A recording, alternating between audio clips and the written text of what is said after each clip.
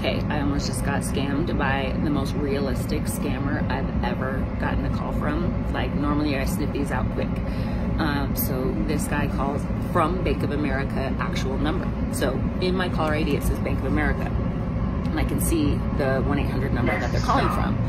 And so he calls and he says, you know, we've seen some activity on your account that looks concerning. He starts naming these charges that were made in Georgia, some random city in Georgia that he probably knows no one lives in. And I'm like, absolutely, those were not mine. So he gets me, you know, concerned about the safety of my account. He starts naming these charges. I said, those were not those were fraud. So he's like, okay, so, and then he starts saying that was with your debit account. And then he says, oh, we also see that there was a Zelle transfer in the a total amount of $3,000, blah, blah, blah, that was sent today. And he says, you know, were those you? And I said, no, those were fraud too. Okay.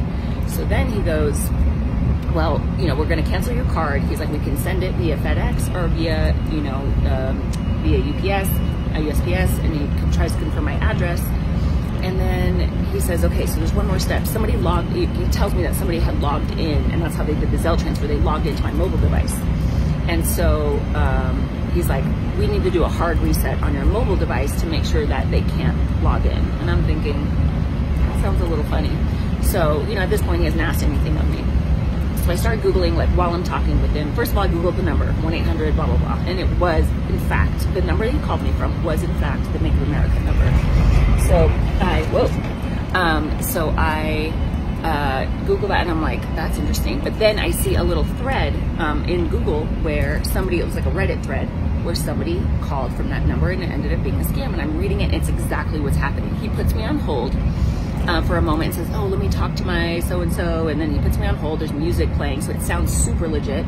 He comes back. He says, okay, we're going to do this hard reset. It'll take less than 5 minutes. And then I'm like, how do I know that this is Bank of America?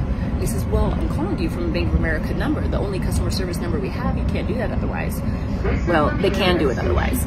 So turns out it was a scam, and I call Bank of so I hang up on him. I'm like, look, bro, I don't trust you. And then I call Bank of America back, and sure enough, I talked to the fraud department. They're like, yep, that was not us. You do not have any fraudulent charges. Everything is good to go.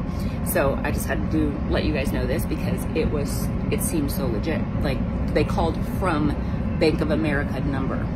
So they masked the number, so just beware that this is a scam that's out there, and do not give them any information. Just always call back Bank of America directly, or whatever your bank is, and then get that information from them and confirm, because yeah, it was stupid.